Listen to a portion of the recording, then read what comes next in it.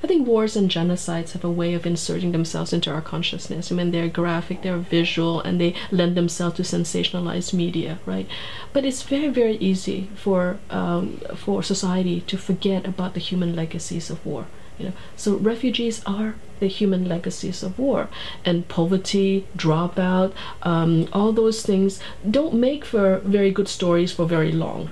It's invariable that Vietnam is referenced in the public discourse, and yet there is really not much attention paid to the human legacies of the Vietnam War, the Amerasians and the refugee communities here. High school students are not learning about this, which is very, very disturbing in some ways, because it's not just about the wars in Southeast Asia.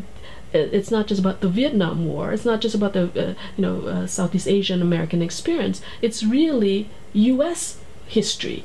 So we are a part of that U.S. history. We're not talking about two separate curriculum. We're just talking about teaching U.S. history in the way it should be taught, that include the multiple perspectives and multiple lives that are affected by these engagements overseas. It's also important for them to reconnect, not just intellectually, but through their actions, through the community-based projects, as back with the community. And so in a way, my course is it's about making meaning of this history, but it's also hopefully instilling in them the sense that one way to honor this history is to re-engage in a real way with the communities that are still here. This is not history 30 years ago and it could just be sitting on the bookshelf and collecting dust. These are lived histories and lived experiences that we can continue to engage through our projects, through our missions, through research.